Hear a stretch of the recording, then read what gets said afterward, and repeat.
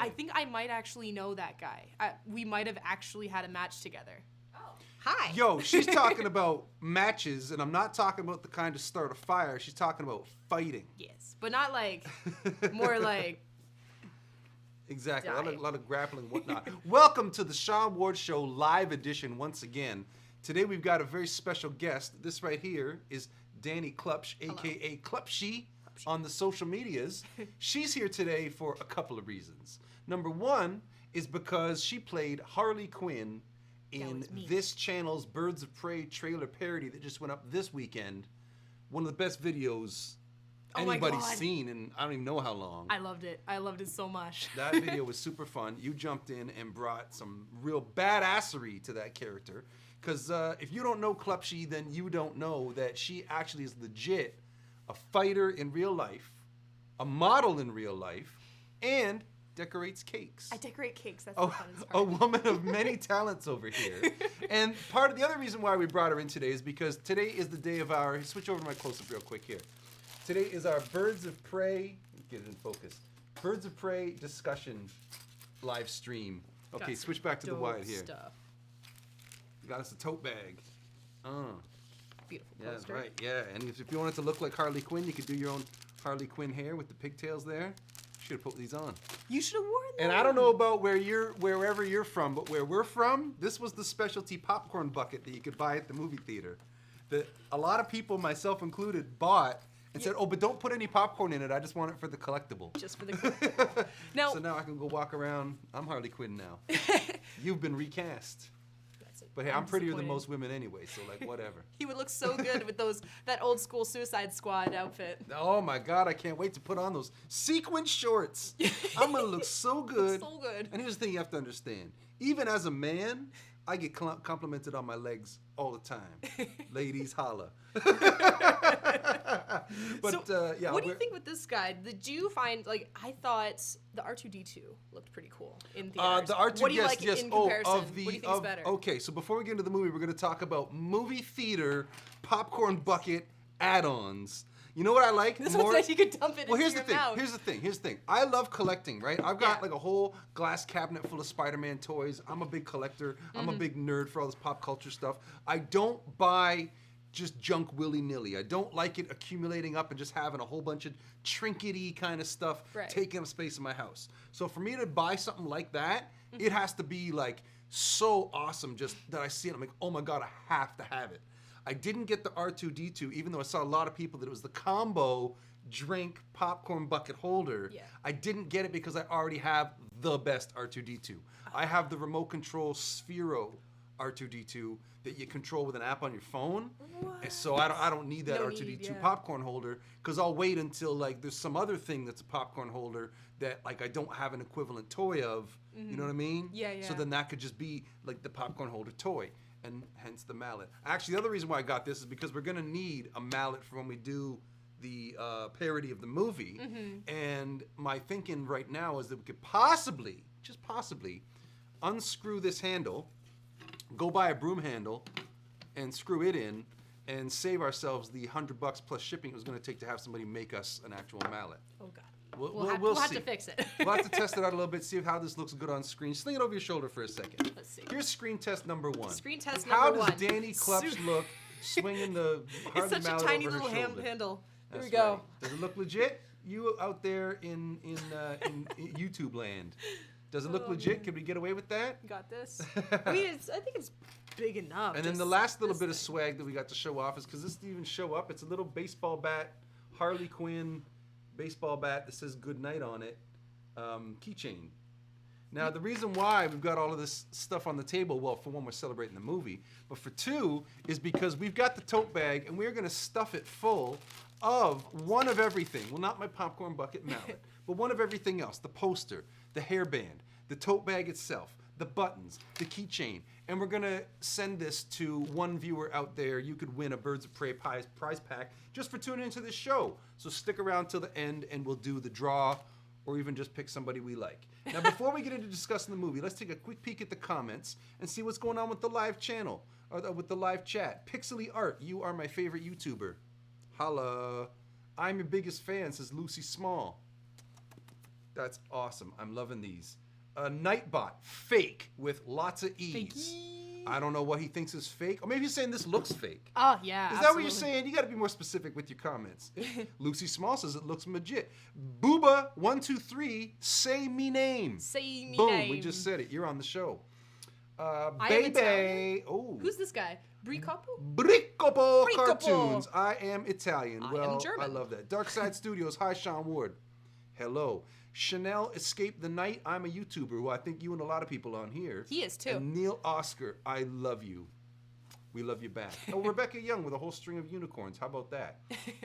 So here's the scoop. Just for all of y'all people that are worried about spoilers, don't worry right now. We're not going to get into spoilers until maybe a little bit later into the show. Or we'll warn first. Mm-hmm. And then we'll tell you, like, you know, wait until we give you the thumbs up and you can put the sound back on or whatever. We're going to try to keep this not a spoiler discussion, but we are going to discuss many different aspects of the movie. So I brought Dani in. Another part of the reason to bring Dani in is because this movie was very pointedly and specifically made for the female segment of the audience. They said it over and over and over again. Mm-hmm. And it was marketed in such a way, and a lot of people took it as such a way, and that I feel like that had such a big impact on the reception to the movie that it wouldn't have done for just me to sit here talking about it by myself. So we'll bring in Dani and get this review having a woman's touch.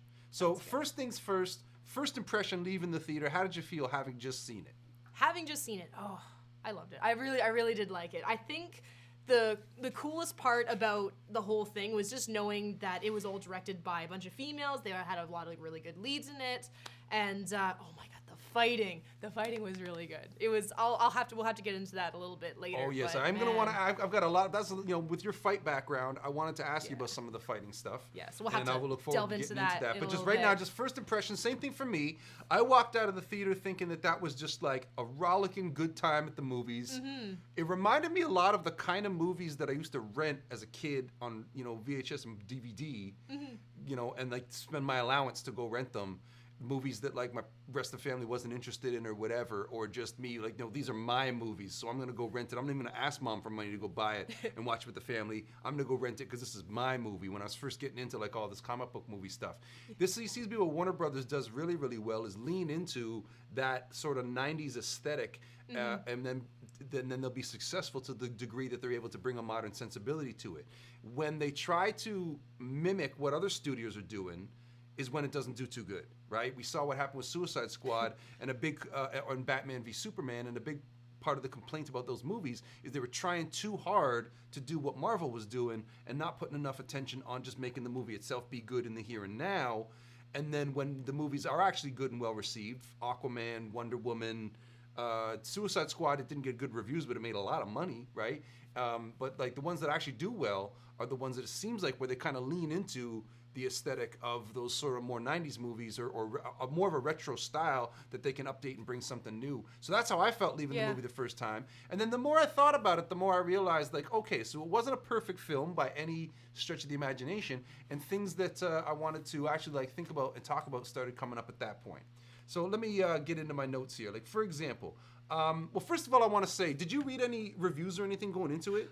I read a few things, and I was surprised, very, very shocked about like how people first thought of it, but I didn't affect me at all. I was still going to go see it. I avoided reviews. I accidentally found out like the tomato meter score. Yeah. Just because I happened to like see it in passing on something else. And so it's like, okay, so the critical consensus is good.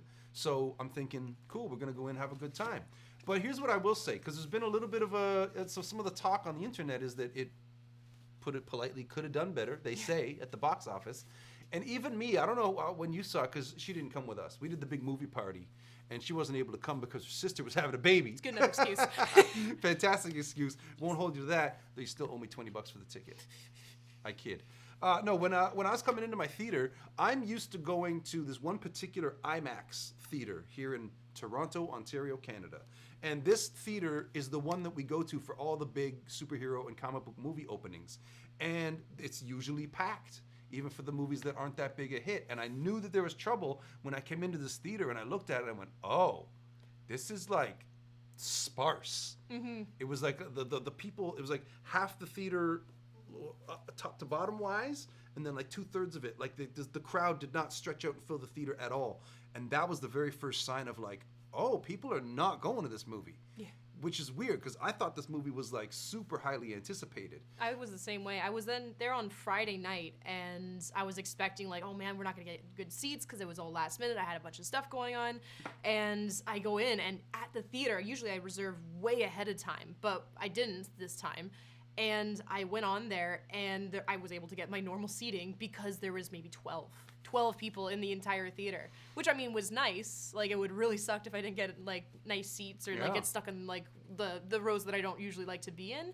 But I mean, at the same time, like it was surprising. So I was wondering how it would turn out before the movie. So I am going to ask you, you know, some of the ideas that you have about why that might have been and what they could have done differently. But first, I want to get into a few things that I noticed, because once I got home and I saw the movie and loved it, now I wanted to like watch reviews and get caught up on some of what the opinions are. Mm-hmm. So the first thing right off the bat is I saw somebody, a reviewer that I watch called Grace on Beyond the Trailer. She pointed out that in the comics and in the cartoons, that cop Montoya is a really important person to the Gotham PD, and that she's just as equal in intellect and talent to Gordon and Bullock. But in this movie, they downplayed her so that they could have her be like, you know, oh, all these dudes in the cop shop are like, you know, treating her like garbage or whatever. Did anything jump out about that to you? Did you care? With Montoya, I actually didn't really care too much. She didn't seem like that much of a character that would jump out. It would have been really cool to see like her possibly in previous movies for DC, just so you can kind of get an idea of like who she actually was. But yeah, nothing too much for her. I found the other characters really stood out over her. Yeah, I saw one review that's actually said that Montoya didn't even need to be there, and I mean, I like the idea of having her in there so that there is that, like, the person who represents the cops is going to be part of their little group, because then you're talking about that skirting that whole line of like what makes a hero, what makes a villain a villain. Cass Kane, terrible pickpocket. You see the scene when she's walking down the street and she's pulling stuff out of everybody's purses and pockets and whatnot, and it's not even any kind of like bump into somebody, take it sneaky. It's just like full on. And it's like, how did they not see her do that? It's a little strange. But then we come up to the fighting. You said you liked the fighting. Yes, I did. This is what I wanted to get your opinion on most of all, because I actually thought that the fighting in the movie was better than the fighting in the trailer. Mm-hmm. When I was watching the trailer, especially the shots that are from the big battle that takes place in the amusement park funhouse thing, there's some kicks and some hits in the trailer in the fight that was just like, oh, this is garbage. This looks stupid. They're not even trying to like make it look like these people know what they're doing. Yeah. This is like 80s TV show A-Team style. I don't know what. But then I actually watched the movie, and it actually, maybe it was just in combination with the camera movements and whatnot. Yeah. But those fight scenes, even if the complaint was that the hits didn't look totally authentic or whatever, it was still staged so brilliantly and choreographed so brilliantly. But that's not for me to comment on. That's for you to comment on. Tell me about the fighting in this movie and what your take on it was. Yeah. Well, actually, I do like the not realistic fighting as well. Like, there's a one shot in the theater. In the trailer rather, where she jumps up with 2 feet and it's just like... Harley Quinn. Yeah, okay. And she just kicks completely horizontal. We actually tried that later at the gym, and we're like, yeah, it's we fell on our faces way too many times for that one. So but, I wonder how many other people out there, like, they go see a movie like this, and then they say, oh, I'm going to go and try all this stuff. The little disclaimers, don't try this at home. Don't try it at home, but do try it at our gym. That's you. Absolutely. You signed the waiver. You know what you signed up for. Let's try these out and see what happens. So I did like those kinds of scenes, and I noticed that they had they impressed me even more in the actual movie just because there was longer bits of it. Let's get back to when they were in that fun house. Yeah. Like you were mentioning, like you liked it a lot more in the movie. I agree. I completely liked it a lot more better in the movie. The concept of them protecting the girl was very prominent, and it was really cool to see. Basically, it followed. I think they followed like Cassandra's view, and like weaving her in and out, having her being protected by someone fights off another guy that's just about to get to her. So it was just really well choreographed all the way through that. Now, here's the thing that disappointed me. Let's get back to Huntress. I actually read I read a review about, or not a review, but like a little interview that she had, and she was talking a lot about what she was doing for training, and obviously she was working. What the actress was doing for training, not the character. Yes, the actress herself. Yeah, and she said that one of the things that she was training for was jujitsu, and I'm like, oh, this is great. That's your sport. This is my sport. We're gonna see chokes. We're gonna see throws. We're gonna see this and that. And I don't know. Maybe I was not looking enough. Maybe there was something. But I didn't see as much jiu-jitsu as I wanted to see. So I'm thinking like maybe she wasn't doing Brazilian jiu-jitsu. Maybe she was doing something that was a little bit off, like ninjutsu or jujutsu, or there's a lot of different things that are very similar to sounding to Brazilian jiu-jitsu. So I was a little disappointed with that, but maybe she's I could doing see the some old variations. Canadian jiu-jitsu. Canadian jiu-jitsu. Is there such a thing as Canadian jiu-jitsu? Maybe it's with winter coats instead of uniforms, and then you Which can like learn you're the allowed chokes to with that. throw the hood up and use it against them. There you go. Because I thought that using their when I first started talking to her about her sport, I thought that using the person's clothes would be like against the rules. Like no, use whatever you got. Yeah, I mean for nogi, when it's without the uniform, then like just this would rip a lot easier than like a thick gi. But what about taking like a beer that. bottle and smashing it? Is that legal? I think if I tried to like hide a shiv dirty? one time in like my spats, and they got in trouble. I got a little in trouble. Yeah. That's how you get kicked out of tournaments, everyone. That so did not happen. There's your lesson for today. Okay, so the fighting, especially for the end. So one of the other notes that somebody said that I didn't think of it, but then once I heard in a review, I was like, oh yeah, possibly that could have been a thing. Was they said that it was just like all kicking. There was no variety to the moves. That all anybody did was There kick. was a lot of kicking. Yeah. So is it possible that perhaps the lack of experience with stunts, now that would apply both to the actors, none of whom are like acclaimed as action stars yet, as well as the director, who I just found out this was her first studio project, so she hasn't directed anything. She has no experience directing like action. So maybe that's where the shortcoming falls, that they so much work went into the camera work and the choreography that there just wasn't anybody with that level of expertise to be able to speak up and say, hey, we got to have more of a variety of moves on top of all this brilliant camera work and whatnot. Do you think that's possible? I can see that. I mean, not to say that kicks are easy either, though. Like, there are, I would assume that there's a lot of people out there that have a lot of Taekwondo experience or just, like, striking in general. So, like, when it comes to the kicks, there were cool kicks on there. So I was really happy to see that. But the actual variety, the versatility, I agree with you. It could have been a little bit more. There was one part, though, that my favorite part so far that I noticed was, like, it was a little excessive, I guess. She did this one part where she grabbed the guy's arm and she did a very extra cartwheel and then flipped the guy, which it's not needed, but it looked cool. So that was all right. What scene was that in? That was in when she had the something that rhymes with schmocaine, and then she was just going to town on some guys. Oh, wait, we could have been in the jail scene. Okay. It might have been in the jail scene because when she flipped, there might have been a lot of water around. It was one of those. And then there jail was, scene, nice dovetail, because the next thing I wanted to get to, I have it in my little notes that I made up. I have a list of a couple of things here that say problems that weren't really problems. So this is stuff that I saw other people singling out as issues with the movie that I thought weren't issues that were cool. Yeah. And a big one was that whole scene with the cop shop. So one of the complaints and the criticisms I heard was like, you want me to believe that this pretty blonde girl is going to walk into that cop shop and take all these guys out. She's got non-lethal rounds, and they've all got real guns, and they're just going to cower. But, like, I didn't think of that at all when I was watching the movie. I just thought that it was, like, this super highly stylized, like, fantasy scene almost. And for me, it's like these movies, it's more difficult all the time. Every time a new one of these comic book movies comes out, it's now that much harder to do something original the next time. Mm-hmm. And so I thought that this cop shop scene and Harley's raid on the cop shop stood out as like an example of them trying to think of a way to bring something new to the genre. And what's a new thing that we could stage? Oh, we'll have Harley attack the cop shop and it'll be this awesome thing where she storms the whole place, and then she'll do the non-lethal rounds. Oh, she'll shoot fireworks, the confetti guns at the one guy, and the smoke bombs that'll match her hair, like all that kind of stuff. I thought it was cool. Oh, me too. And how many times have we watched a movie where, I don't want to be all like, gender politics about it, but suffice it to say that there's plenty of movies where some dude who's otherwise unassuming walks into the place and takes everybody out seemingly without problem, and nobody says nothing. So I would just put it on the box of one of those, which then kind of ties it into what I thought this movie was doing, and maybe the box office performance or whatever speaks to whether or not there's a market for this. I thought the Birds of Prey and that cop shop scene in particular sort of is the standout example of this, is they're trying to make that classic style action movie, but make it for women and make it for a female audience. So when you get into other things, like I saw some people, because they released a clip where that whole part where Harley says to Black Canary, "Do you need a hair tie?"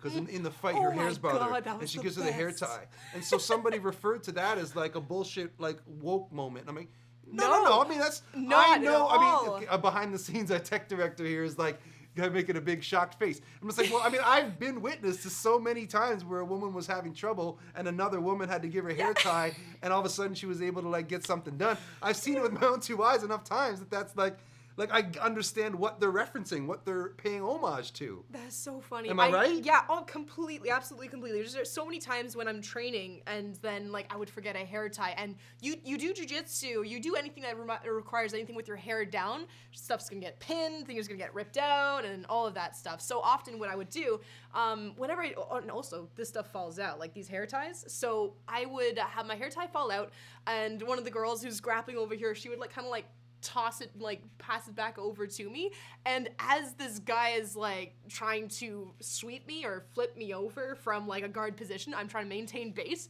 and also like try to like pass his guard, try to get to a better pin position, and I'm trying to also like one-handed do my hair, like oh god. So just to see her like she's doing up her hair as she's fighting somebody was absolutely amazing. That was so it just seemed to me like it was just working in a moment that all women could relate to and all women would like appreciate seeing. Absolutely. Worked into this like big action sequence. It's like it's like if I didn't think it was funny, that would be a spot where I would be able to objectively say I wasn't the audience for that joke. I'm not the person who's supposed to find it funny.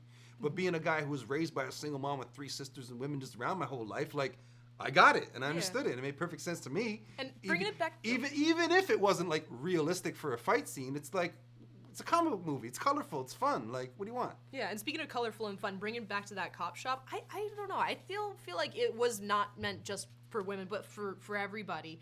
But the colors that were involved with it, the idea of that, like you were like, it's just not just another shootout. Like, how many shootouts have we seen regularly, right? Yeah. There's so many of them, and that's just not a Harley thing to do, right? But I do agree with the guns being like they could have been there, but just to see it as a form of art, a form of like how cool would that be? How funny would that look? Or how cool would that look? How funny would that be? If she were just to just make it all completely colorful. I loved the colors in this whole movie. Like the director she went over and beyond with the costumes, the colors of like the explosions. Remember when the fireworks all went off at when she blew up the chemical plant. Yeah. And that's in the trailer. No spoilers there. Yeah, absolutely. It was gorgeous. Yeah, really, the movie is super stylized. It's sort of like, because you've heard them say that they want Harley Quinn to be their answer to Deadpool. Yeah, in terms of like meta. Yeah, the meta and 1 foot in, 1 foot out of reality kind of thing. Mm-hmm. And so I thought they stepped up to that challenge beautifully, and all the colors and all the sensational stuff. Yeah. I loved it. I worked for me. Our technical director had something to say. Was that a question you had? Oh no, it was like about the hair. Okay.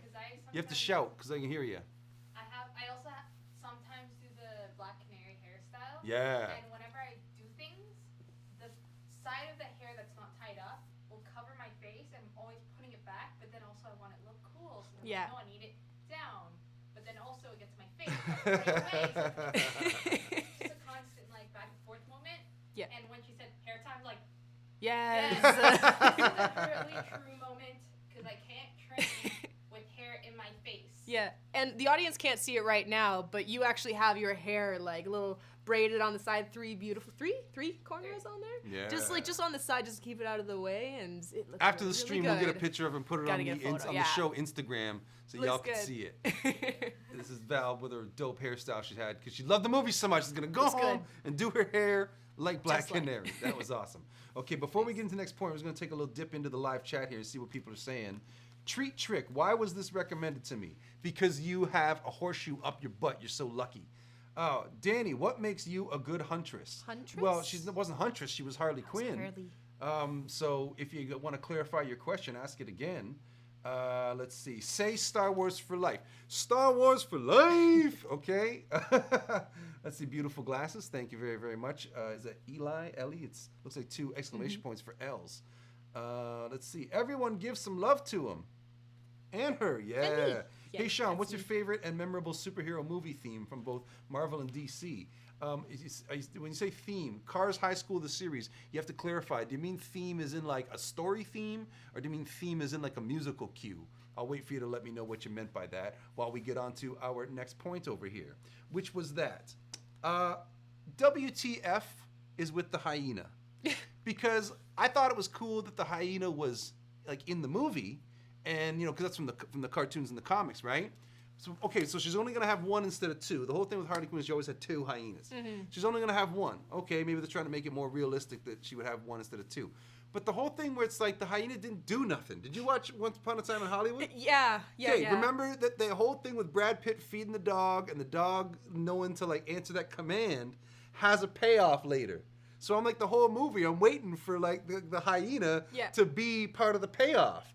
And when that thing happens where the hyena goes missing, don't want to say too much for people that ain't seen it, but like the hyena goes missing for a while, and I'm thinking the hyena's going to turn back up in the finale at the end and be a big part of like how the day gets saved.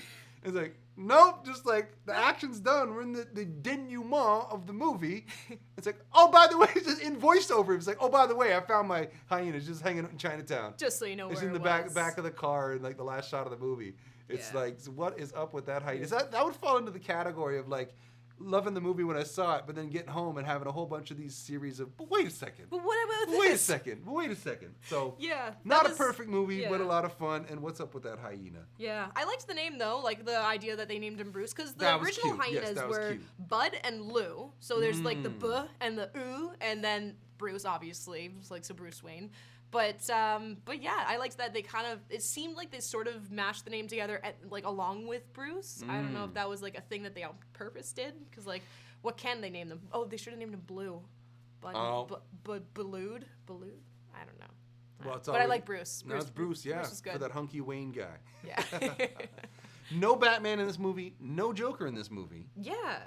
There was supposed to be a Joker scene. Did you hear that? I didn't hear about that, no. Yeah, Joker was supposed to be throwing her stuff out the window. Oh. And there was supposed to be not like a full shot of him, so maybe they would even use a double or something like that. But it was like a kind of like an iced mirror or an iced window sort of shot of Joker throwing it out, but they just decided to cut it all out altogether. What are your thoughts on that? Well, I mean, I don't think that would... it's almost better that they didn't have Joker at all than have him just make that kind of an appearance. Because, like, I would have been disappointed if their breakup was as simple as he throws her stuff out. Like, it should have been more bombastic and crazy than that. But for him to have that little role in the movie, it's almost better that he wasn't there at all. Because if he's going to be in it, he should have been more of a presence. But he wasn't in it, so it's all good. Would it have been a bigger hit if the Joker was in it or if Batman was in it? Because I feel like a big part of the appeal of Suicide Squad was the fact that it had the Joker in it. Everybody was hyped to see the Joker and Harley Quinn together represented in live action for the first time. And then when word got out that Batman was going to be in it, people were just like, oh my God, we gotta go, right? Yeah. So being that it didn't have any of those ties to other DC stuff, did that hinder the movie perhaps? I think they made a really good call on that, to be honest. Oh, okay. And the reason why I think that is, I think the way that Suicide Squad got wrong is they had so many characters, and then the thing that made it more popular was that they had like characters that were way bigger that people already knew in the past coming in. However, this one, because they didn't have any of those, I mean, they did have like a few little, like, not a cameo, but like oh hey, I know that guy. Right. Well, yeah, like they had like little like shout outs kind of thing. But having like no major characters in it was able to let you focus on the characters that were being created at that point, right? The ones that are being introduced. So the fact that they did that, I think when they were more of a standalone movie, they were able to actually see that they could do it by themselves, and they didn't have any reason for like other movies to be in it. Because I think what went wrong with I don't know. There's a few movies that were like that, where they don't introduce like the main person. They just like introduce some other people, and then like I'm losing my track of thought here, but I think it was good as a standalone. So now you're making me get my notes out of order, because here's the thing that I had a few down that I kind of thought was going to be my like summary. Yeah. But I'm going to get to it now based on what you just said.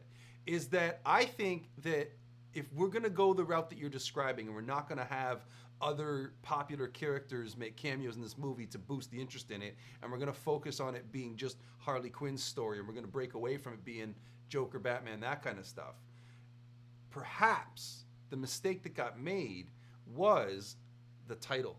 I think if you marketed, because here's the thing, they marketed it as Birds of Prey, so that's the title of the movie. So that means that you send out the idea that this team is what the movie's about.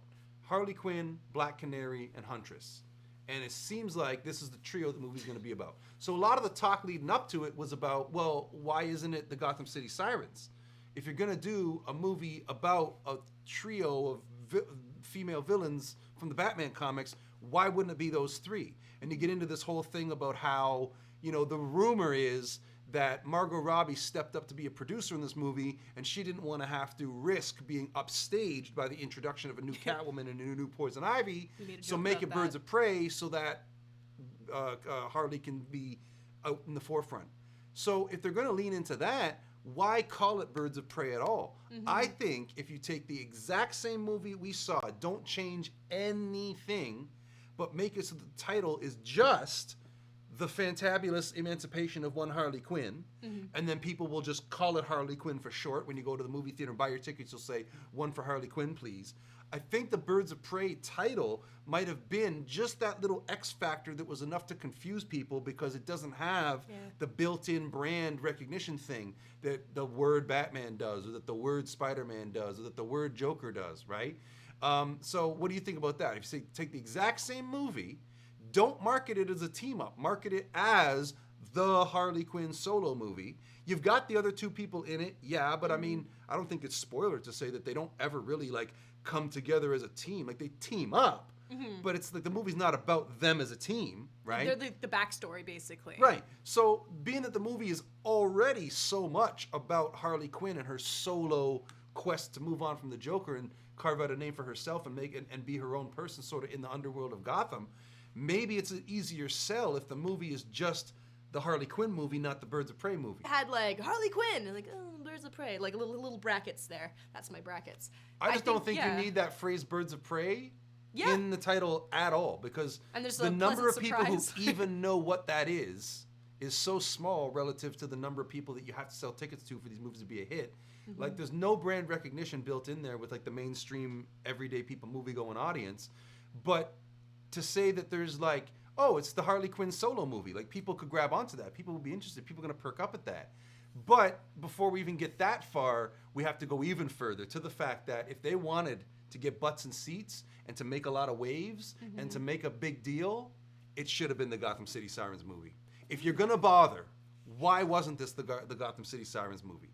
Why wasn't this Harley Quinn, Catwoman, Poison Ivy coming together, their friendship, their relationship, right? And some reviewers are pointing out that, like, when I don't want to say it to give away any spoilers or anything, but when Harley Quinn and Cassandra Cain kind of are, I don't know, let's call it that they're friends at the end of the movie, that should have been, like, I saw one reviewer saying, like, that just screamed at me that it should have been Harley Quinn and Poison Ivy going off together at the end of the movie. Yeah, I agree.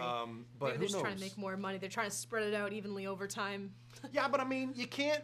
They keep having to learn the hard way. These studio people keep learning the hard way again and again and again and again and again. Stop trying to make the movie that sets up more movies. A movie can set up other movies, but it has to be good now.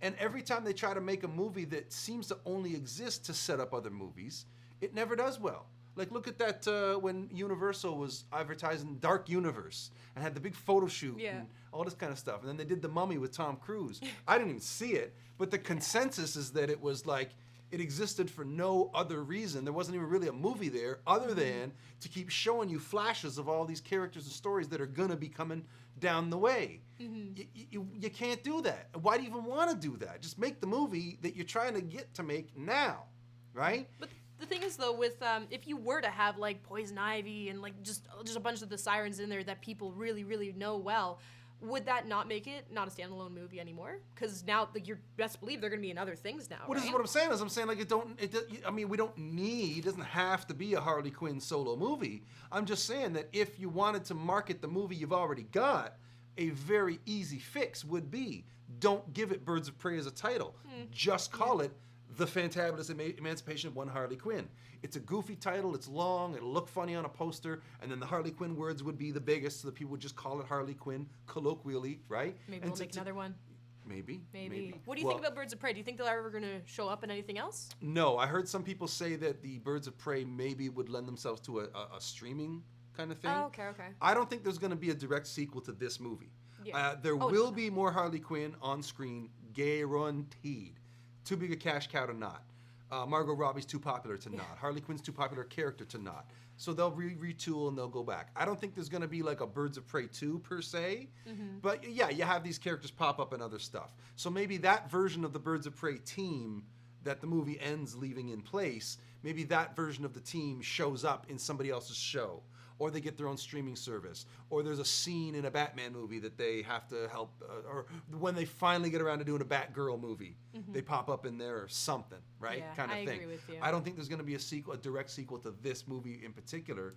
They'll just keep on rolling and go into The Suicide Squad. Because instead of calling it Suicide Squad 2, they're calling it The Suicide Squad.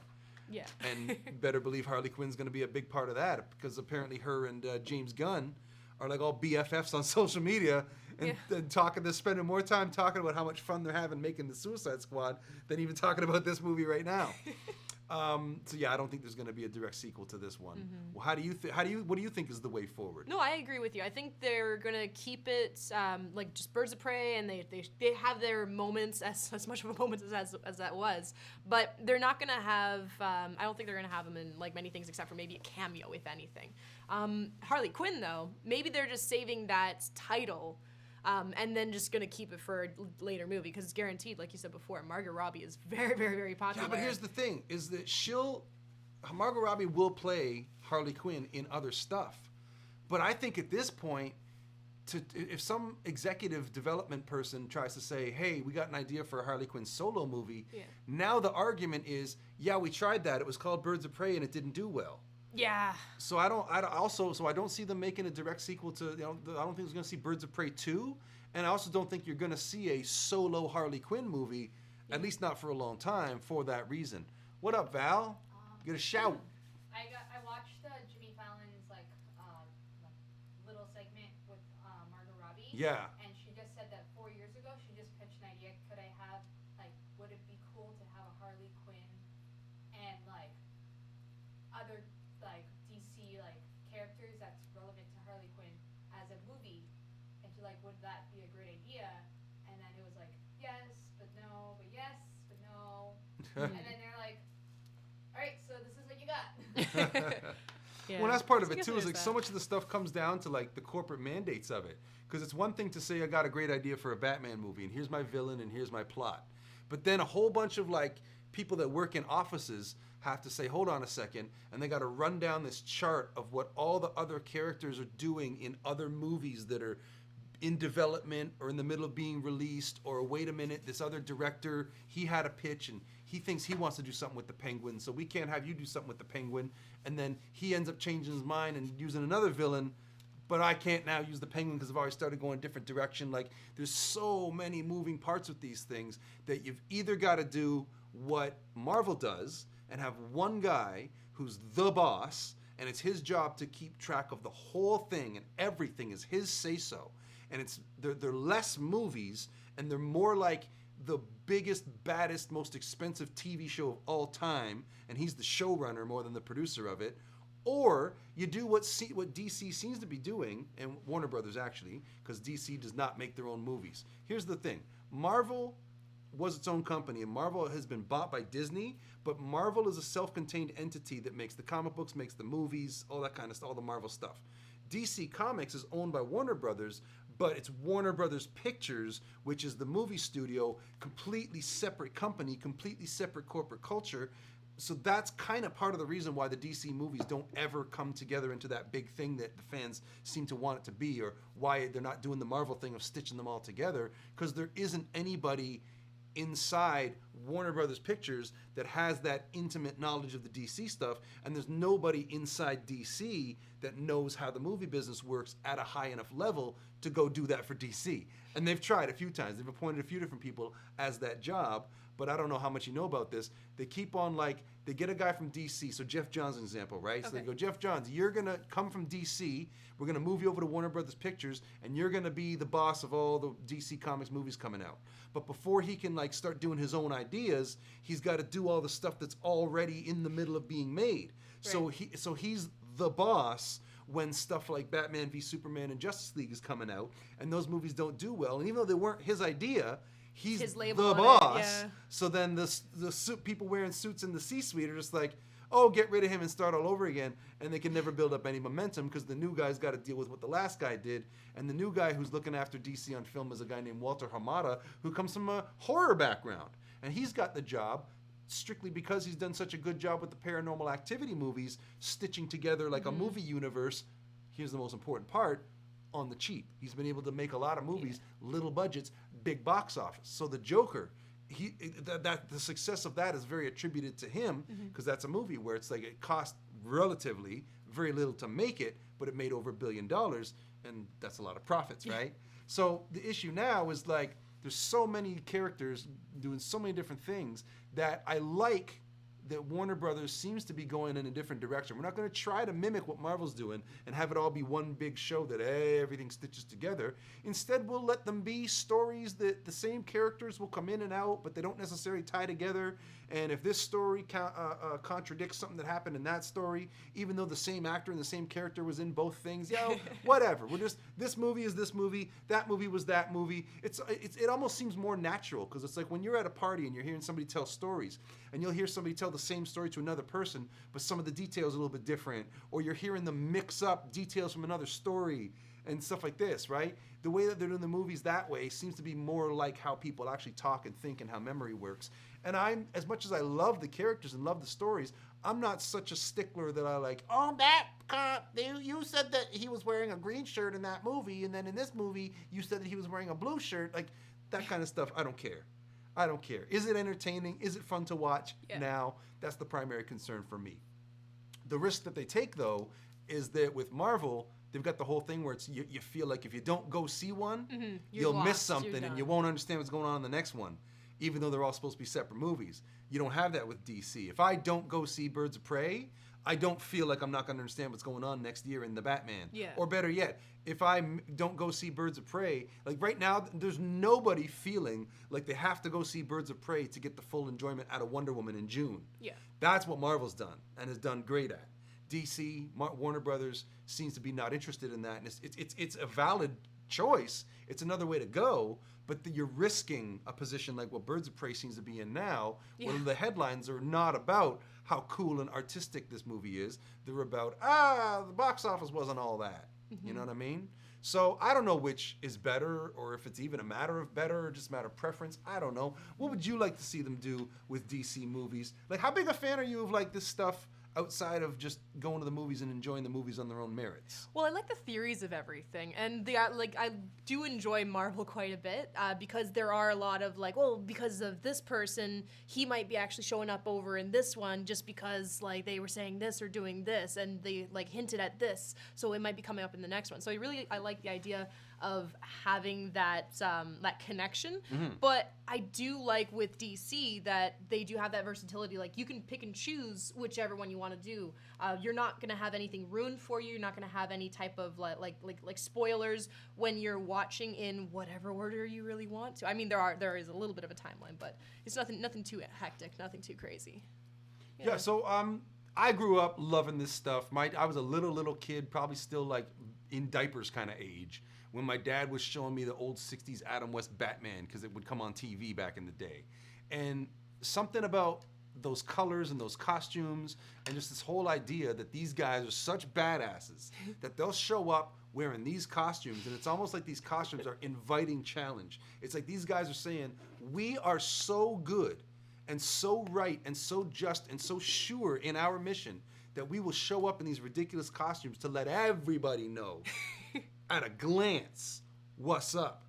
And we don't worry about it because there's literally nobody, no matter how much more ridiculous somebody's costume is, they cannot step to us. We are the good guys, and that's that. And then you watch that show, and it's always at the Biff Bam Pow. Yeah. And they take everybody out. When I was a little kid, honest to God, because my dad took the family to see the old, like, there was a movie of that show, right? Yeah. So I remember being a little kid in the theater, like probably 3-4 years old, watching that movie up on the screen, and my little boy brain trying to piece it together, thinking, okay, so that really is Batman and Robin up there, but why would the bad guys be taking part in this and letting us see how bad they are?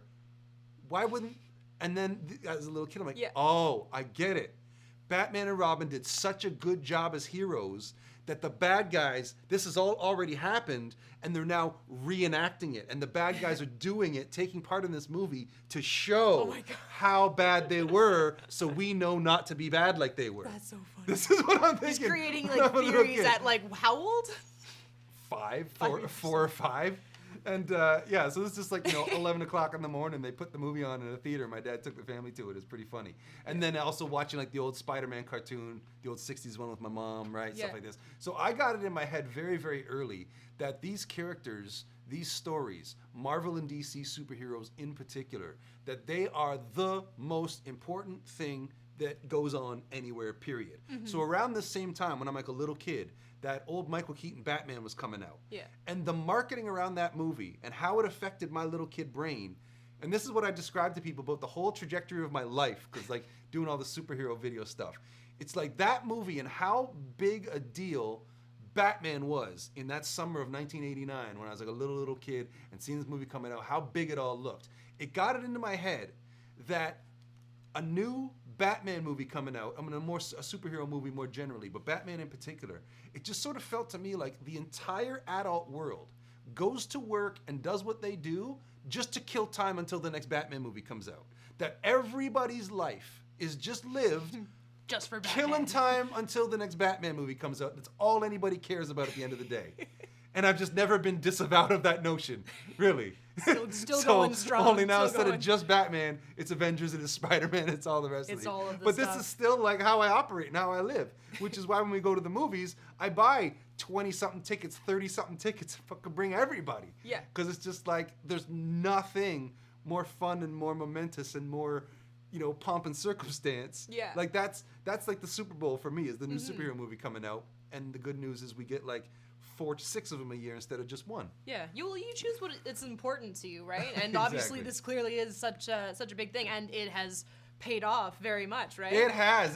So, giant studio, but we got a studio. Enough to We're throw making kicks awesome in. videos. We got 4 point whatever million subscribers, and you know what? What's the date today? It is the 10th, I think. Yeah, it's the 10th. Yeah. So the 17th. So in 1 week. Okay, 1 week from today, it will be, drum roll, 8 years since this channel had its first viral hit. So this channel was registered, and I was putting up a couple of things here and there, but it wasn't until I made this one particular Batman video that went crazy viral instantly. And in fact, when I was in the movie theater, seeing Birds of Prey, I almost got a little bit of a tear in my eye, just a little bit, because as it's going up the screen, it did special thanks to, and it listed some names, 6 names, and one of those names was Paul Dini. Paul Dini is credited as one of the co-creators of Harley Quinn because she was created for that old 90s Batman cartoon show. She's not from the comics. They brought her into the comics later. Yeah. She was created to give Joker somebody to talk to in that old TV show. Yes, Val? And they did put her in the little spoiler alert in the screen inside the film. So she's in it. Who is? The cartoon version. Not the cartoon, but the actress. The actress who does the voice in the cartoon. Yeah. What's her name? Tara Strong, you said, right? Yeah. You told me that before? She's in the screen, like, when they're doing this whole, like, I forgot what better. But here's the thing. The original voice of Harley Quinn in the old Batman the Animated Series was not Tara Strong. That was Arlene... Shit, I just had it.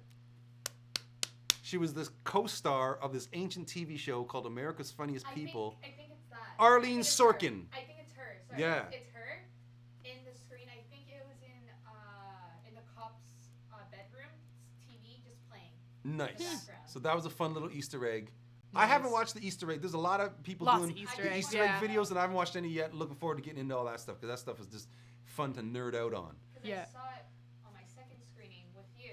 Yes. I kind of looked around the bedroom and like, oh, cool. Now let me finish my story because this is emotional. Okay, in 1 week it'll be the anniversary of this video of this channel really like taking off. And the reason why it was emotional watching Harley Quinn is because when Paul Dini's name went up the screen, I got to meet him. I got to talk to him. Because what happened was we uploaded this Batman video and it started taking off. And that dude, who was an executive producer on the Batman cartoon show back in the day and who co-created Harley Quinn, he tweeted the link to that Batman No video. way. And it went insane viral from there. So within a week, it had 1 million views. What? But back then, yeah, it's just like it started going. Because I had other stuff going on that day. There's a whole story I could tell you. But the short version is that I was on my way from one gig to another, and I was in the cab going to the gig when I'm checking. Like, so the guy who was in the Batman costume is like tweeting me the updates of where the view count's at. Yeah. Oh my God, it's 3,000. Oh my God, it's 5,000. It was about 5,000 when Paul Dini tweeted it. Oh my God, Paul Dini just tweeted it. And then it was just like that avalanche because like the entire Batman fandom people. Oh, then it ran on the Batman blogs. Then it ran on the pop culture blogs. Then it just tumbled forward. And for whatever reason, we like caught the zeitgeist, or it was a slow news day, or I don't know what. But like the news was calling us up like the next few days, like wanting to talk to the guys that made this Batman viral video. Like this is so nuts. cool. And it's all goes back to Yeah. that All guy, thanks to Paul that guy. Dini, tweeting the link. So You gotta Paul thank him Dini, one day. we gotta. Yeah, I owe you a bottle of champagne, bro. I gotta buy you a bottle of Moet. I just found out it's actually pronounced Moet, not Moe. Oh, really? Yeah, because Moe, because you look at it, yeah, that would be, if it's a French word, it probably would be pronounced Moe, but it's because it's a guy's name. The guy's name is Moet. So I actually have a rap lyric where the rhyme is Moe. It's like, oh shit, now the rhyme doesn't work. Hey, what are you gonna do? There's bigger problems in life than that. All right, let's check in on the live chat one more time right here. Cars High School, the series. I meant the music because the movie is so good at the music. Okay, so he had previously asked, what's your favorite and memorable superhero movie theme from both Marvel and DC? You know what, dude? I'll give you like what I think is the objective best, and then I'll give you my subjective favorite.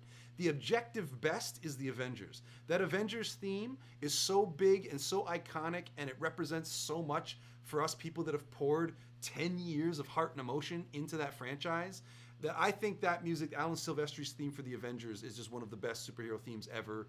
And I did my like a cappella version of it on a video once, and got a lot of props for that because people love that theme.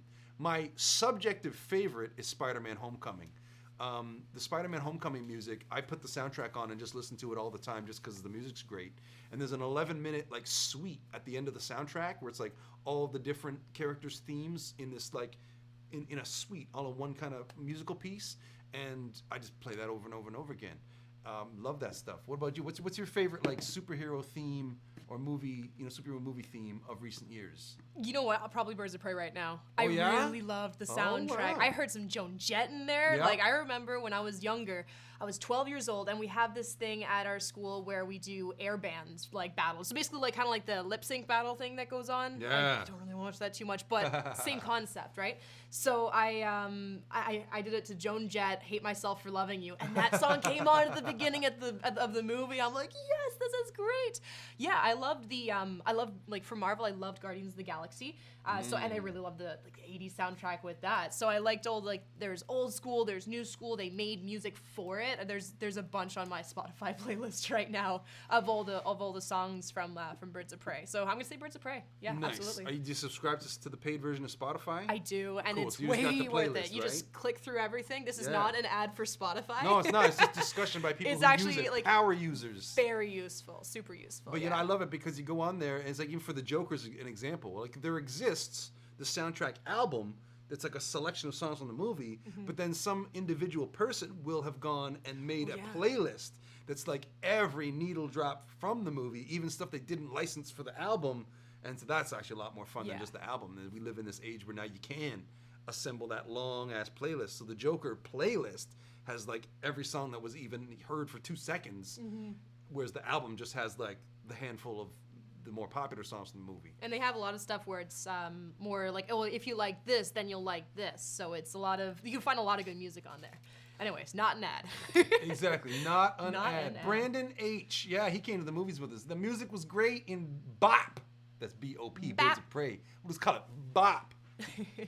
And Michael Eisenman says, I love the sound from Guardians of the Galaxy. Well, you'd be excited, bro, because we have a band called Guardians, where it's the characters from Guardians of the Galaxy, right, come down to Earth to perform the songs from the movie and put on a little concert. We've done it twice now. Nice. And I've been, 3 times, but my baby was coming for the 3rd time, so I did not get to be Star-Lord in that one. We brought in a ringer. Oh. And from what I hear, she did great. We gender bent it. That's awesome. And the Star-Lord in that version of the band you were there, right? Did great? She did fantastic. She did good. That's fantastic. Awesome. Give her props. Very cool. Yeah. Kyle's Green How Gaming Show says, how can you being in different places? Well, this is the internet, and even though we're very obviously in the same place, we're in so many places if we right wanted now. to be in different places, she could be on the other side of the world, and as long as we got that internet link up, boom, we could be doing it. And how Joker and Harley Quinn broke up, says Miro Lane. Not exactly sure what you're referring to. Maybe he's talking about something from the movie. You gotta give me more context. Is it you did like it, didn't like it? I missed it when you were saying that. Miro Lane also say I'm Batman. Okay, we'll both do it, but like in our best Batman voice. Okay, ready? Hold on, I'm gonna me first. I'm Batman. I'm Batman. Awesome, dope. Pamela Sparkle says hello. Well, hello to you. Okay, we are coming very, very close to an hour right now. Nice. So to wrap up, what I'm gonna do, Khalid, I gotta hit this up. Khalid, I think you pronounce that Yama. Says, you are so cool. That's I will line take from that. the movie. You're so cool. Exactly. So the last thing we'll discuss about this movie is, should it have been an even harder R, or should it have been PG-13? Oh God, no. R for sure. What do you think? Well, here's the thing. I think that making it R was let's call it an interesting choice for the fact that we're talking about a character who made her debut on a children's cartoon show.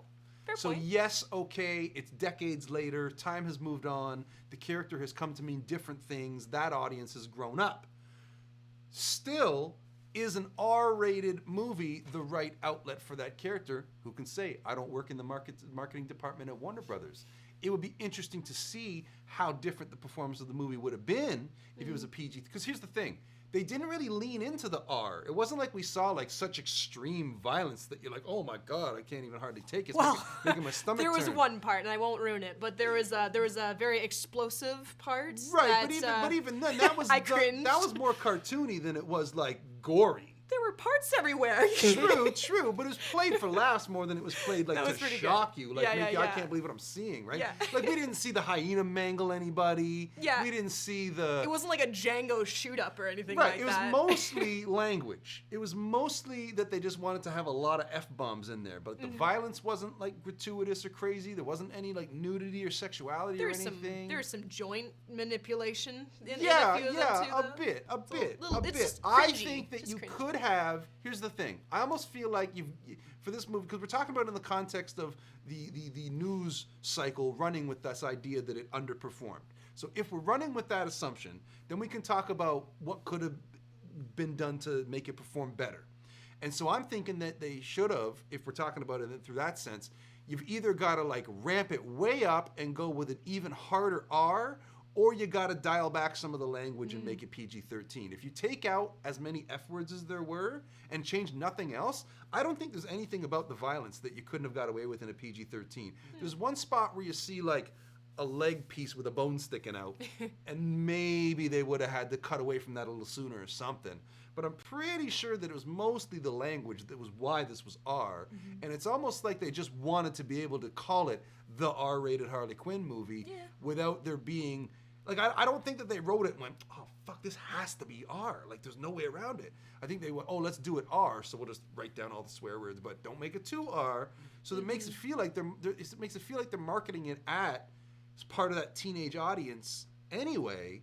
So why not make it that teenage audience that you're obviously counting on enjoying this movie, why not make it that they can come see it without having to sneak in? Yeah, well, would be the case for making it PG-13 if you wanted to. Yeah, I agree with that. I think the reason why they must have done that, though, was because of Suicide Squad. Like, that could have been an R-rated movie, and that would have been fantastic. They had so many characters to work with. They had so many, like, violent things that they could do, but they toned it down because they thought they would make more money that way. So I think they're kind of sort of making the same mistake now, saying, like, no, we messed up with the R-rated part. Like, we should have made that R-rated. And, like, there were so many scenes that, like, how many scenes can you think of that could have gone, like, way more R-rated in the Suicide Squad? But then, like, they go into Harley Quinn being like, yeah, this needs to be something that we need to fix right now. We need to make it into an R-rated movie. And then, yeah. So maybe you're right. Maybe it could have been PG. But I think they made the right call with at least making it trying to make it more Deadpool style, more grown up. I think that's the thing, is they very obviously wanted to put a high thing on, you know, the idea that Harley Quinn is going to be like the DC answer to Deadpool. Maybe you don't need to. Maybe she could be Deadpool PG-13. Maybe it doesn't even need to be Deadpool. Or maybe it should have been R all along, and what do I know? I'm not the expert here. But we got two competing opinions where Brandon is saying, yeah, if there was less swearing, it could be PG-13, but there's still a limit on how many F-bombs. Okay, so they just wouldn't be able to use the F word every other line, but you just have them say something else. And then you have Michael Eisman saying that the Harley Quinn movie should definitely be a hard R. Well, Michael Eisman, I would like to know what you think on this idea that Harley Quinn was literally a character created for a children's show. So does it actually make sense on that level to put her in a movie that's a hard R? Because the one she's in was more of a soft R, but, you know, people didn't go to it for whatever reason. So would a harder R have got more people to take an interest? Would this have been more likely to make $1 billion box office if it was a harder R, or if it would have been a PG-13 that more people could go to? Would have been more of a 4-quadrant crowd pleaser. Who knows? We're armchair quarterbacking this thing, Monday morning quarterbacking, as they say. while you know, these people take a lot of risks and put their hearts on the line to go make this movie. But here's the thing, in summation, summing it all up, when it comes to Birds of Prey, I say, forget what you heard about the politics of it, so-called. Forget what you heard about what people are saying in some of the reviews, because this is one where it seems to be a lot of different kinds of people have got their minds made up about a lot of different aspects of it before they even go in. If what you're looking for is just like a fun movie that's going to be entertaining and some great fights and interesting camera work. And see, here's the other thing too, I'm starting to get excited again. Like the whole scene in the funhouse, the fight that they have in the funhouse was so well set dressed and so well choreographed and such imaginative pacing and camera work and whatnot. And that's throughout the whole movie. Like I'm remembering the scene now when Montoya's chasing Harley Quinn through that alley. Yeah. I watched a reviewer where somebody was like complaining about that part. I'm like, what are you talking about? That was like, I was laughing my ass off. My social media coordinator sitting in the chair beside me, and she's like, keep nudging me, going, oh, you love it, right? Because she's excited watching me watch it. and I was pissing myself because there's this whole thing where it's like, Harley Quinn, now that I'm not with the Joker, all these different people are after me. So she's trying to get away from the cop while all these other people are like trying to get at her at the same time. And it's just so funny. And there just kept on being these like really, really unique, interesting moments all throughout the movie. And I say you got to go see it. Yeah, I agree. I think so too. How many times have I said I agree? Well, it's me talking, so all of them, all like, of the yes, times. what he said. Because what I say is so insightful and so illuminating. I'm being silly. I'm talking out of my ass here. Okay, I think we're going to do the final thing of the show, which is to give away a Birds of Prey prize pack that has the tote bag, the buttons, the hairband with the ponytail, a poster, and a Harley Quinn baseball bat keychain. We're going to give this stuff away to, you know what, let's make it easy on ourselves. The first person to say they want it in the chat, I'm looking at the live chat right now, the first person to say they want it is going to get it, and we're going to get your address, and we're going to drop it in the mail to you. In the meantime, Brandon says it was definitely a fun ride. It doesn't slow down either. It's great. Yeah, it's like it's so fast-paced and so upbeat and so fun, and I feel like for all of the things that I said about it, that it could be registered as like, not even complaints, but just like things that, you know, like how I said, I loved it at first, and I got home and I'm thinking, well, what about that? Well, what about that? But at the end of the day, it's so original and has such a, I feel like, a unique perspective. Coming back to the very beginning, why I wanted to have Dani in here to talk about it. Boom, Lady Phoenix. Got it. Well, don't you already have this stuff? Because I thought that you got like a bunch of this stuff when we went to the movies, when you went to see it. If you don't already got it, then you'll get it. And Actually, Michael makes a really good point here. He says that most of the movies with Harley Quinn, animated or live action, most have been for older fans than for kiddies. Well, he might have a great point. So maybe it's fair to say that original version of Harley Quinn from Batman the Animated Series, dude, you're talking about something 25, 26 years ago. Yeah, maybe they grew up. Move on. Grow up, right? So maybe that's just it, is that Harley Quinn as a character has grown and evolved to the point where, kids don't think of her as a kid's character anymore. Well, or maybe those kids are just grown up, the ones who are like, they first got there. But then again, Harley Quinn, like in old school Harley Quinn, she's always going to stay like a kid's level sort of thing. It's just that how many small children whose age is a single digit have you seen dressing up as like Suicide Squad Harley Quinn at like Halloween Fan Expo? So the character has the appeal across all the generations. It's just a really interesting question of just like, what's the best way to maximize audience engagement and box office receipts with this character, right? All this kind of stuff. Okay, so Lady Phoenix, you're winning the prize pack. Woo! Good job. Good job. Nice job. All right, thanks for everybody for watching.